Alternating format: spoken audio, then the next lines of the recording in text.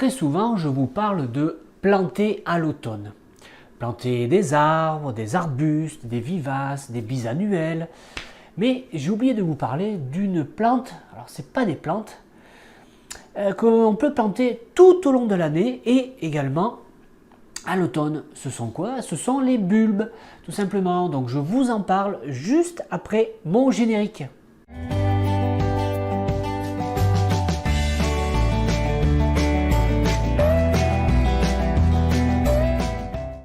Eh oui, les bulbes, on n'y pense pas toujours. Alors on en voit très souvent en jardinerie, hein, dans des pochettes en plastique, qui sont les pochettes plastiques perforées pour que le bulbe puisse respirer un petit peu quand même, être ventilé. Premier petit conseil, quand vous choisissez des bulbes, vous les regardez, vous les tâtonnez légèrement, alors pas trop non plus, hein, c'est quand même du végétal. S'il y en a qui sont tout mous, vous ne prenez pas le sachet parce que là c'est tout pourri, tout simplement. Donc vérifiez bien ceci. Donc ce que je voulais vous dire concernant les bulbes, c'est que vous pouvez avoir des bulbes et planter des bulbes tout au long de l'année. Vous avez des plantes qui fleurissent à différentes périodes de l'année et grâce à ces plantes là vous pouvez décorer aussi bien donc des balcons, des patios, des grands jardins, des petits jardins. Et restez bien jusqu'au bout parce que pour ceux qui ont un gazon, j'ai une astuce pour vous là. Donc moi je voulais vous parler, alors je ne vais pas vous détailler les bulbes parce que bien sûr on parle des bulbes, c'est automatiquement des tulipes, même si les tulipes c'est magnifique, il y a des choix de couleurs, de hauteur, de date de floraison, de forme de fleurs extraordinaires, mais vous avez d'autres plantes, vous avez des crocus, vous avez des perce-neige qui vont fleurir plutôt l'hiver. Les crocus, c'est pareil. Vous avez également des muscaries. Alors les muscaries, c'est tout petit et ça fait des fleurs bleues, c'est magnifique. C'est magnifique. Et donc, je ne vais pas développer les plantes. Hein. Je vais simplement vous indiquer comment les planter et où les planter.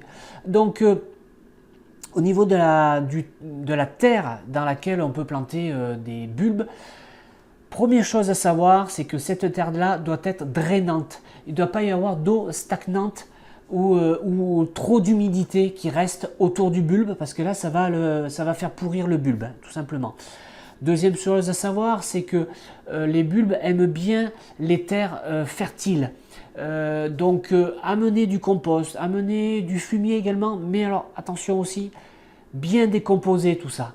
Le fumier, si vous amenez du fumier ou du compost très frais, très récent, vous risquez de brûler le bulbe et là le bulbe ne va pas bien apprécier tout simplement. Donc bien sûr, travailler le sol et on va planter le bulbe tout simplement. Alors le bulbe va se planter à différentes profondeurs. Je vous dis, la fourchette c'est entre 5 cm et 20 cm. Ça dépend de quoi? Ça dépend de la grosseur du bulbe. Vous pouvez avoir des tout petits bulbes et des très gros bulbes. Alors, normalement, on fait 3 fois la plantation. Hein, la profondeur, c'est 3 fois la hauteur du bulbe. Hein, tout simplement, quand on prend le bulbe avec la partie plate et la partie qui est légèrement pointue, donc ça fait la hauteur du bulbe, et bien vous multipliez par 3 et ça vous donne la profondeur. Alors quand c'est des bulbes qui sont vraiment très gros, vous faites 2 fois la hauteur et ça ira très bien. Voilà, donc ne dépassez pas les 20 cm, ça ne sert à rien. Après le bulbe risque d'avoir du mal à sortir. Donc ça c'est première chose à savoir. Ensuite, bien les arroser. Hein, ça c'est quelque chose d'essentiel comme toute plante. D'accord. Et puis, vous pouvez utiliser pour la plantation un transplantoir ou une petite pelle, comme ça. Ça, c'est très bien. Hein. Donc, on plante, on retire un peu la terre, hop, on met le bulbe au fond et on ramène la terre dessus. On tasse légèrement autour, on arrose. Et après, on laisse faire. Parce que ça, le bulbe, pour le louper, Oui, voilà, il ne faut pas faire ce que je vous ai dit avant, donc de mettre du fumier très frais et les planter dans comment ça s'appelle, dans une terre très humide. Sinon, les bulbes vont vous donner automatiquement une fleur. Magnifique, d'accord? Pour, je dirais, égayer un coin un peu à l'ombre, vous pouvez utiliser des bulbes avec des floraisons vives. Comme ça, ça va être un point de regard, un point de vue dans votre jardin. Par exemple, vous avez un petit espace qui est un peu ombragé, vous mettez un crocus bien blanc, et bien alors automatiquement, vous allez le voir. Vous pouvez mettre également d'autres plantes avec des couleurs plus vives. Vous pouvez mettre des tulipes couleur jaune vive ou rose ou rouge. Voilà, mettez de la couleur aux endroits où il n'y en a pas. Et si vous êtes dans votre salon et qu'en face de vous, vous avez que de la verdure, on va dire, si vous mettez un bulbe avec une couleur bien vive, ça va vous égayer votre automne et votre hiver, hein, tout simplement. Donc, et l'astuce qui vient maintenant, pour ceux qui ont un gazon. Je vous conseille, après il y a la possibilité de, vous faites ce que vous voulez, mais moi je vous conseille de planter des crocus dont la floraison est plutôt hivernale. Et vous allez planter vos crocus dans le gazon, tout simplement. Alors, pourquoi utiliser un crocus ou un bulbe qui fleurit l'hiver? Pourquoi? Parce que le printemps, l'été et l'automne, on a tendance à tondre le gazon et le bulbe a besoin que ses feuilles dessèchent naturellement après la floraison, dessèchent naturellement pour pouvoir refaire je pourrais dire, ses réserves. Si vous venez couper les feuilles des bulbes avant qu'elles dessèchent, alors le bulbe n'aura pas repris autant d'énergie qu'il aurait dû prendre.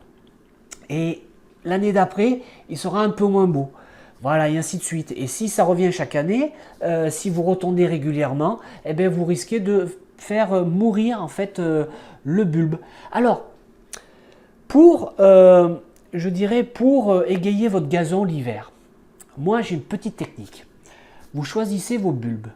Alors vous pouvez prendre les bulbes d'une seule variété ou mélanger des variétés.